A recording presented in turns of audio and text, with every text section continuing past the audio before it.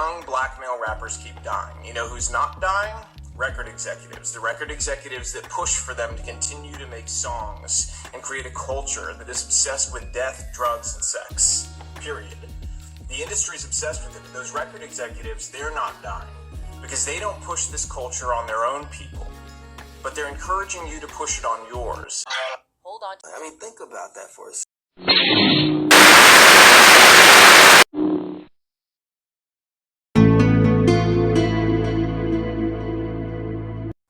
The record executives that push you to do this, to go and continue to profit off the backs of your work, they're in cahoots with the elite. They're in cahoots with the government. They want you to think you're important, but in truth, you're just doing their dirty work for them, so stop. From the trenches, bro, we the number one target, and we the least prepared. You feel me? So, I need to have life insurance, bro. I need everybody to go get life insurance if you ain't got it. If you got kids, get a wheel set up, bro, for your kids, bro. So, God forbid anything happen, but if anything happen, your people ain't bold after you gone because you wasn't prepared. You ain't had your shit together, bro. We the number one target. We the least prepared, bro. I need us to get on top of this shit. We need to get life insurance. We need to get our wheels right so the next generation don't have to go as hard as we did and have to go through everything we did. You feel me? Hold on. And we was beefing for real. Like, people was like dying and this and that, and it's just like it was blocking a lot of money. People don't want to touch you. You know what I'm saying? You know, your rap friends, somebody gets shot, your rap friends stop picking up, the label stop picking up. Nah, it gets crazy. You know what I'm saying? It gets crazy. But now it's even crazier because really they getting life insurance back then we didn't have that. Somebody told me that shit. Yeah. Oh. They're being realistic. And then, you know, you're supposed to have life, you know what I'm saying, life insurance anyway, but when the label does it, if you don't have one, that's crazy. I mean, think about that for a second.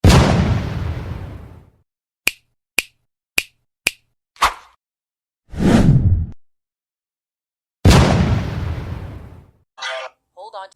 Be the change you want to see. Inspire it in your community. Reach out to other rappers and say, we have to stop. You're being used. You've been used for a long time, you know. They create this paradigm to make you believe that you're so important and your celebrity status is worth so much, but in truth, you're a pawn in their game and you always have been.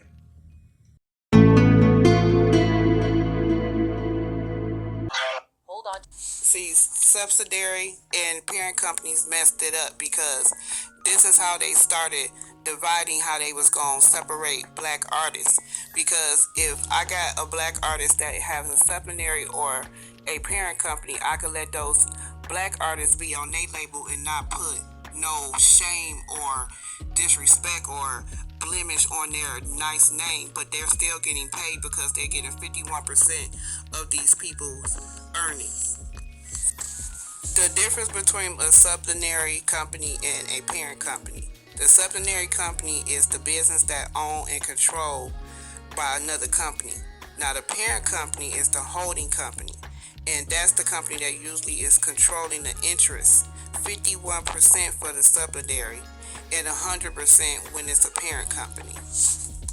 Studies have also showed y'all that the ages of 25 to 30-year-olds that's in hip-hop had a more higher homicide rate than any other artist in the genre of music, of 5 to 32 times difference of being higher.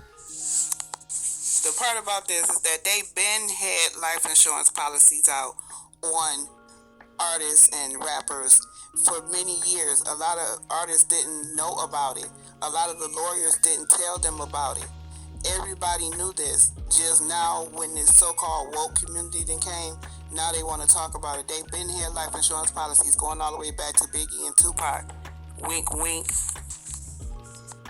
The record revenue take up to 50 to 90% of an artist or a band's revenue, y'all, in a traditional deal. That's why a lot of album sales is trying to do the 360 deal to cut the artist's revenue streams also. And they have something that's called an executive life insurance, right? The employee is a valued employee. The company wishes to retain him as employee. The company is willing to provide life insurance protection for that employee. And during the death of that employee, the company will have full benefits over it. Check this out. They got something that's called a carve-out amount. And it's a payment that is a plan for beneficiaries, right? And the carve-out amount is for employee. They shall limit the death procedures to endorsed by the company or the employer. Check this out. It's an agreement that relates to more than one life insurance policy, okay? The employee in which they is attached to the company, and the company who is the sole owner, y'all. And then in the death policy, it accepts portions of the death procedures, or they can have full endorsements of the employee's benefits from them being employed at their company. And this is also included in what I just told y'all about the carve out amount. I mean, think about that for a second. Hold on. On rappers. Here's what Jadakiss had to say. Record labels are being successful off nonsense. And somebody went out, did something stupid, recorded a song about it, and was able to get a lot of streams, and that became a thing with the whole drill. You know what I mean? They actually going out, getting active and doing stuff, and then going to the studio and make a song about what they just did. And that should get nipped in the bud as soon as it got created. But nobody's going to these labels saying they wrong for this. We just blaming it on the kids. So like my brother Styles said, he don't like to just put all the blame on this young artist because the radio stations are making them the top songs of the playlist, and the labels are still signing. They even got it. They're putting out life insurance on these young kids now.